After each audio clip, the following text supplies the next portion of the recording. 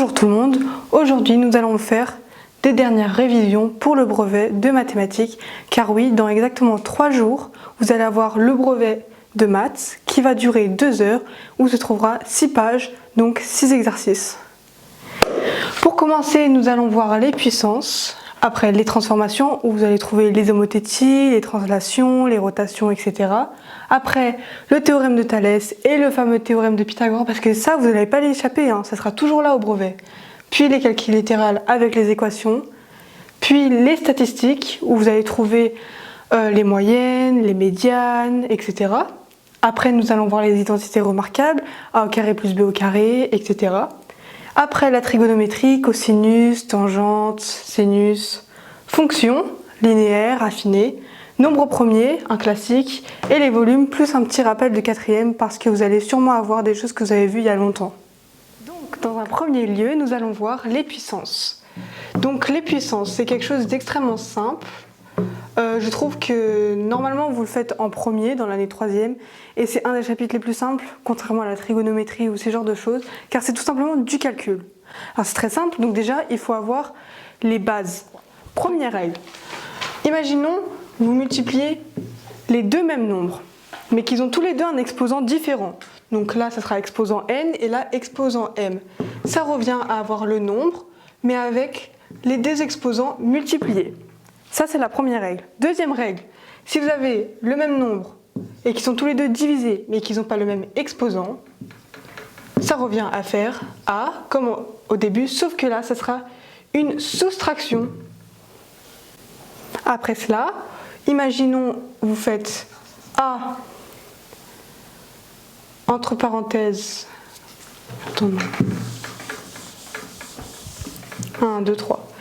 Imaginons là, vous avez a, et vous allez avoir un exposant m, et que vous le mettez entre parenthèses, sauf que vous le remultipliez avec un autre exposant, ça revient à faire a, m fois n.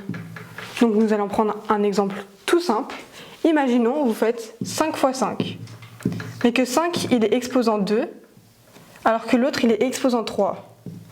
Nous allons utiliser cette règle, ce qui va faire 5, avec l'exposant 2 plus 3, donc 5 exposant 5. Tout simplement. Donc ça, c'était pour les puissances. Sauf que,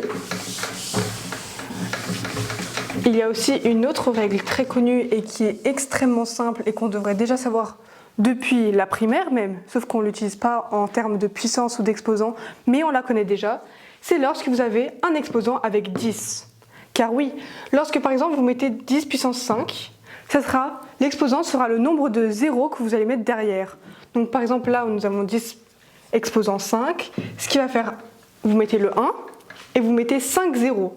1, 2, 3, 4, 5. Ça a toujours été comme ça. Depuis la primaire, on l'explique, sauf que là, on ne le met pas sous forme d'exposant, mais on dit par exemple... je sais pas en fait, mais bon. Bref, en primaire, on l'explique déjà.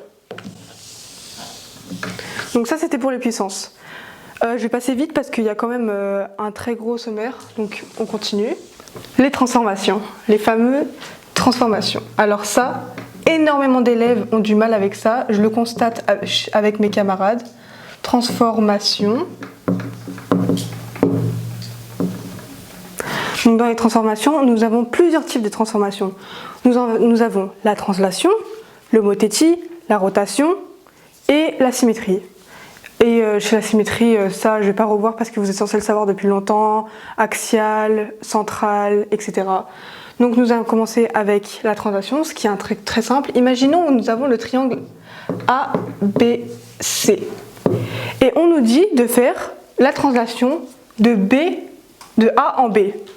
Imaginons. La translation de A en B. Donc ça voudrait dire que le point A, il va devenir B. Donc là, juste, vous pouvez vous aider en mettant une toute petite minuscule de A pour vous dire que là, c'est devenu A. Donc ça, c'est devenu ça. Donc dans ce cas-là, il va falloir la même chose avec les autres points. Donc vous prenez cette distance, là je n'ai pas de règle, vous prenez cette distance, vous la reportez dans le même trait avec la règle, vous faites comme ça, vous prenez la même distance, donc ça va être la même distance, hop, et là vous avez B. Après là vous avez C, sauf que là c'est un petit peu plus dur parce que là nous n'avons pas de trait pour nous aider. C'est pour ça que vous allez faire une droite perpendiculaire ABC. Donc hop, là vous allez prendre la même distance. Donc votre point C, il va venir environ là. Et c'est là que vous reliez les 3 points et vous avez fait la translation du triangle. Donc ça, c'est la translation classique. Après, donc imaginons vous avez un carré. Bon là, ça ressemble à un rectangle, mais c'est un carré. Vous avez le carré A, B, C, D. Donc, hop, et vous avez un point E. E. On vous demande de faire l'homothétie de rapport -2. Oui, parce que je vais vous montrer directement ce que les gens ont du mal. Parce que l'homothétie de 2, c'est très simple, c'est dans la même lignée. Vous faites juste, vous prenez les mêmes rapports et vous les multipliez par 2. Et après C, ça sera là, et le carré, ça sera 2 fois plus grand, patati et patata. Sauf que lorsque c'est négatif, donc là, on vous dit le rapport -2 par le point E, là, c'est autre chose. Déjà de 1, votre carré va être comme un miroir à l'envers, parce qu'il va passer de l'autre côté. Imaginez, vous faites une équation, de l'autre côté ça devient moins, donc là c'est la même chose, ça va faire l'inverse. Donc, vous prenez ce rapport-là et vous le multipliez fois 2, parce que là c'est pas -1, mais -2. Vous le multipliez par 2, hop, donc là vous avez 1, 2 fois le même, et là vous allez avoir B. Je ne vais pas refaire la même chose à chaque fois, mais c'est tout le temps dans l'alignement. Donc logiquement, vous devez avoir un carré 2 fois plus grand que l'original et à l'envers, évidemment. Donc là, vous allez avoir D et là, vous allez avoir C. Donc ça, c'est la même chose, mais en x2, déjà de 1, et il va être l'inverse. Donc là, c'est pas 1, hein. Là, c'est C, parce que le triangle, c'est comme un miroir, il a été inversé, parce que c'est négatif. Donc, il faut savoir un truc, c'est qu'au brevet, soit ils vont vous demander de faire la figure par le rapport -2, qui transforme A en qui passe par E, etc. Sauf qu'ils peuvent aussi vous donner une question piège, c'est-à-dire vous donnez déjà 2 figures, sauf qu'ils vont vous demander le rapport, plus si c'est une augmentation ou une réduction. Alors c'est très simple, hein. Déjà le piège le plus grand, c'est de bien voir quelle figure va transformer en quelle figure, parce que vous pouvez très bien inverser facilement. Donc là, par exemple, si votre rapport il est moins de 1, donc 0,5, ce sera forcément une réduction. Il n'y a pas d'autre excuse, il n'y a pas de exception, etc. Moins de 1, 0,5, 0,75, 0,63, etc., ça sera une réduction. Et lorsque c'est moins ou plus ça sera du même côté que la figure de base, donc il y aura 2 figures du même côté, moins ça sera une autre figure de l'autre côté. Tout simplement. Voilà, donc ça c'est pour les transformations. On va passer à la rotation parce que c'est assez important comme notion. Donc la rotation, alors ça c'est très simple, hein. Vous faites un petit carré, là, hop, il n'y a pas de question de rapport ou quoi que ce soit. Là c'est encore A, B, C, D. Vous avez un petit point O. Il va vous demander de faire la rotation de 75 degrés dans le sens des aiguilles, parce que oui, il précise le sens. Donc imaginons là, il vous demande 90 degrés, je prends le plus simple, dans le sens des aiguilles, donc c'est-à-dire comme ça, parce que oui, lorsque vous avez une horloge, sens des aiguilles, ça part tout le temps vers la droite. Donc vous allez prendre votre petit rapporteur, déjà vous allez tracer la ligne de chaque point, donc là je ne vais pas faire chaque point, mais vous avez compris, et après vous mettez votre rapporteur, et là vous devez faire 90 degrés. Donc après vous allez reporter, donc hop, 90 degrés, donc là ça sera C, après là vous faites B, etc. Donc au final vous devez avoir le carré là. Ça c'est la rotation. On va passer au prochain chapitre. Alors on passe à mon chapitre préféré personnellement, Thalès et Pythagore. Alors, c'est simple. On va commencer par Pythagore, un petit rappel de 4e, parce que normalement vous aurez dû le voir au programme de 4e. Donc Pythagore, c'est forcément un triangle rectangle pour commencer, et vous devez connaître la fameuse formule. Donc vous prenez l'hypoténuse. L'hypoténuse c'est le côté où il n'y a pas d'angle droit, juste petit rappel. Donc vous prenez l'hypoténuse, là c'est AC, et vous faites la formule AC au carré est égal à AB au carré plus BC au carré. Formule extrêmement connue que tout le monde connaît de base. Après, vous allez développer, etc. Blablabla. Sauf que je vais vous donner un petit conseil pour le brevet, parce que énormément de personnes l'oublient alors qu'on l'a appris, c'est qu'il faut rédiger. Lorsqu'on vous demande de trouver la longueur BC, AB, AC, etc., il faut rédiger la réponse. Faut pas juste donner le calcul et après la réponse directe. Non, il faut rédiger. Donc, d'abord, on commence par dire le triangle ABC est rectangle. Et là, c'est rectangle en B, en B. Vous commencez comme ça. Cette formule, vous la mettez là. Vous faites votre développement, etc. Vous trouvez la réponse. Donc là, on va dire AC est égal à blablabla. Et après, il y a une autre rédaction à faire. C'est que vous dites, donc, d'après le théorème de Thalès, de Pythagore, pardon, AC est égal à blablabla. Ça vous donne tous les points. Les profs, ils adorent quand ils vont corriger. Ils vont voir ça, c'est bien clean, c'est bien propre, c'est bien rédigé. Là, ils vous donnent les points. Alors que s'ils voient un élève mettre directement AC est égal à blablabla, alors là, ils vont vous retirer 0,5 ou même 1 point. Sauf qu'il n'y a pas seulement le théorème, il y a aussi la réciproque et la contraposée. Parce que oui, la réciproque, c'est lorsque vous voulez prouver que le triangle est rectangle. Et là, vous ne pouvez pas mettre ça directement, parce que vous ne savez pas s'il est rectangle. Donc la formule, elle ne marche pas. Donc là, je vais vous montrer comment on fait la réciproque. La réciproque, c'est très simple. Vous prenez les longueurs où vous avez les deux côtés où vous avez les longueurs, parce que souvent, il y a une longueur qui manque. Ils font exprès. Pour la réciproque de Pythagore, c'est très simple. Vous devez prouver que le triangle est rectangle. Là, ce n'est pas une longueur que vous devez trouver. C'est que vous devez prouver que le triangle est rectangle. Donc là, vous faites la même formule, sauf que là, vous ne pouvez pas mettre égal. Parce que vous ne savez pas si c'est vrai ou pas. Donc, si vous mettez égal, là, vous avez 0. Hein. Donc, vous mettez AB au carré plus BC au carré. Vous mettez la réponse, hop. Vous faites la même chose avec AC. Vous faites AC au carré est égal à hop. Parce que là, c'est pour trouver si vous avez les mêmes valeurs. Donc là, imaginons que vous trouvez le même nombre. Là, vous pouvez mettre, donc d'après, je ne vais pas écrire parce que c'est trop long, donc d'après la réciproque de Thalès, le triangle ABC est rectangle en B, car, et vous mettez ça est égal à ça. Sauf que si vous n'avez pas les mêmes nombres, c'est la contraposée. Donc là, vous dites d'après la contraposée. Ne mettez pas réciproque, parce que réciproque, c'est quand c'est réel, quand c'est bien vérifié. Vous mettez d'après la contraposée du théorème de Thalès. ABC n'est pas un rectangle en B, car AB au carré plus BC au carré n'est pas égal à AC au carré. N'est pas égal à AC au carré. On va passer au théorème de Thalès.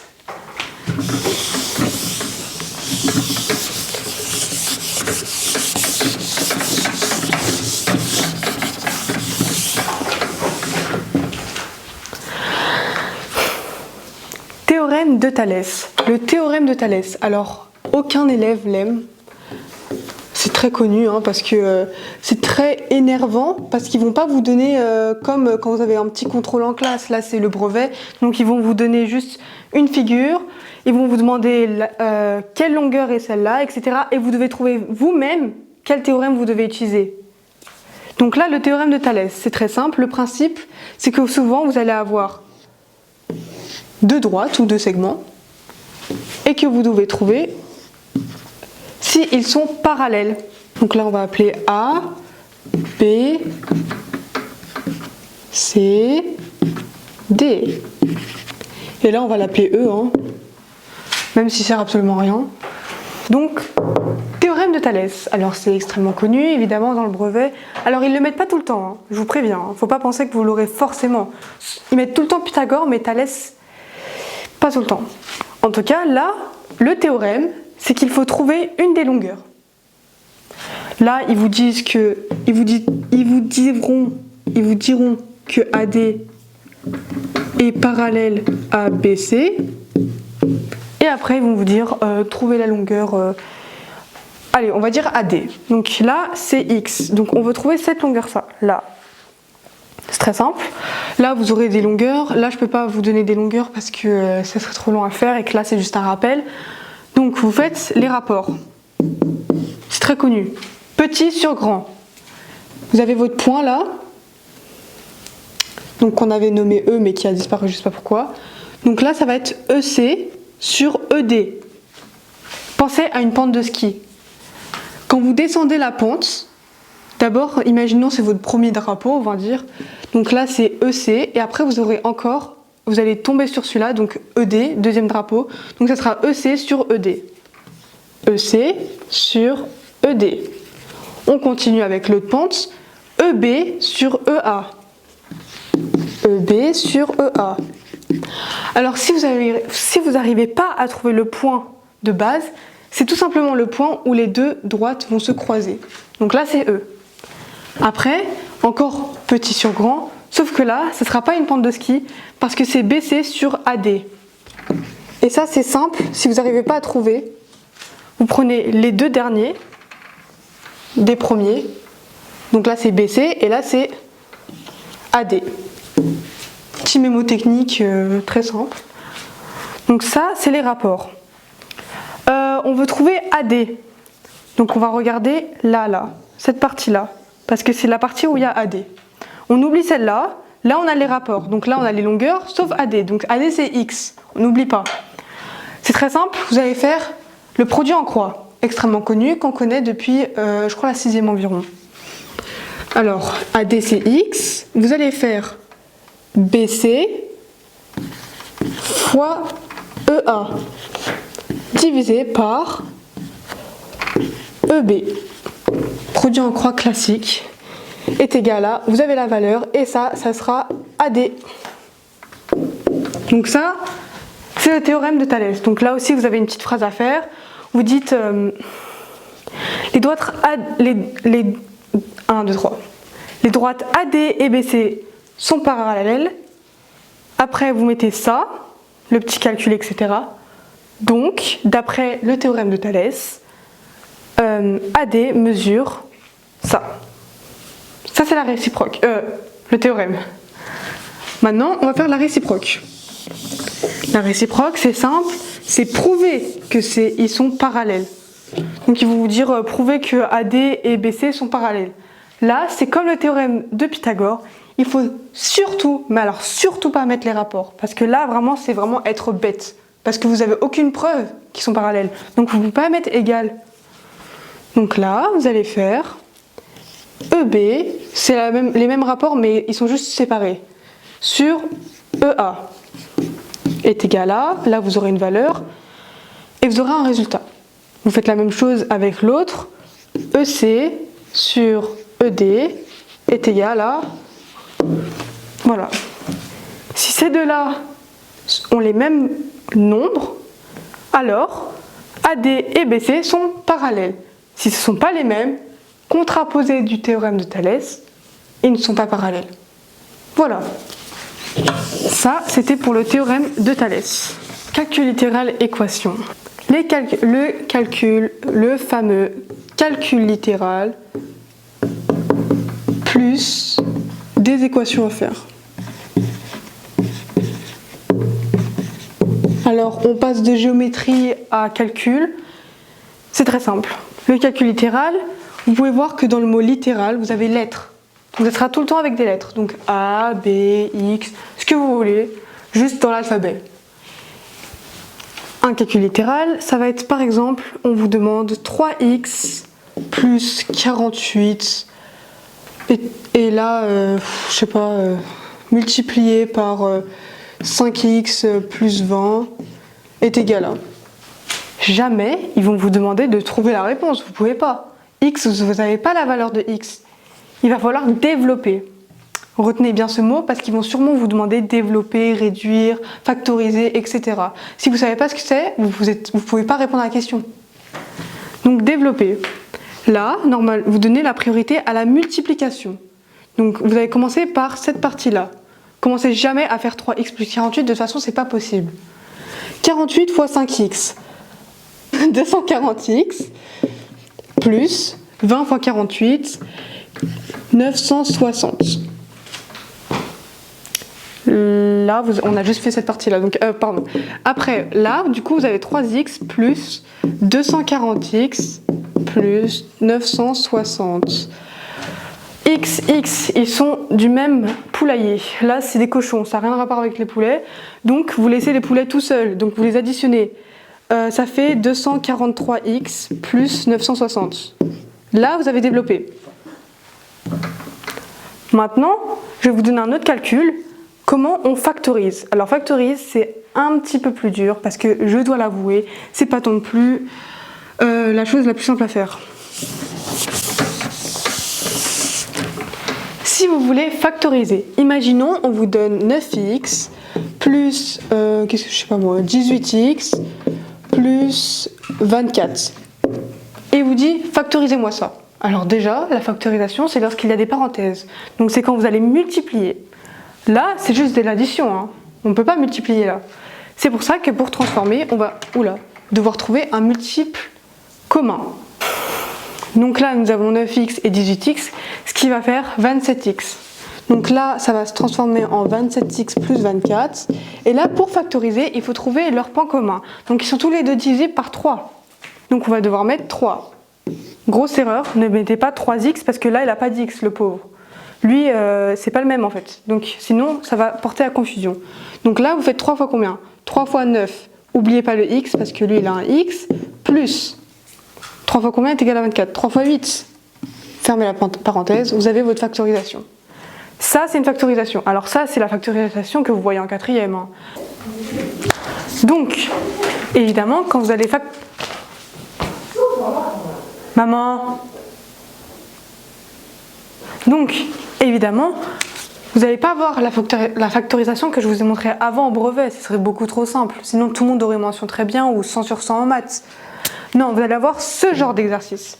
Ils vont vous demander de factoriser. Donc là, il va falloir trouver les deux points communs. Donc x plus 3, des jumeaux. Sauf qu'il n'y en a pas que deux dans cette factorisation, il y en a un caché avec ce petit exposant 2. Alors on a vu les puissances avant, hein, donc vous savez qu'il y en aura 2 de x plus 3. Donc la factorisation, c'est lorsque vous allez faire une multiplication. Donc vous allez combiner les deux x plus 3, donc ça va faire x plus 3, et vous fermez la parenthèse. Vous réouvrez une parenthèse pour faire la multiplication. Donc il y a un petit piège, c'est qu'en fait, il y a un moins. Le moins, il va transformer tout ça. C'est très simple, ça va devenir du coup moins 2x, moins et plus ça fait moins 1, moins et plus ça fait moins x, moins et plus ça fait moins 3. Après, on va juste développer. X plus 3, on réouvre la parenthèse, moins 2x et moins x ça fait moins 3x, car moins et moins ça additionne, moins 1 et moins 3 ça fait moins 4. Ça, c'est le résultat que vous devez avoir. Voilà comment ça sera en vérité au brevet. Donc, je vous le répète, vous trouvez les points communs et vous faites très attention aux signes qu'il y a avant, parce que ça va transformer complètement les chiffres derrière. Donc là c'est un moins, mais si c'est un plus, ça ne change rien du tout. Voilà.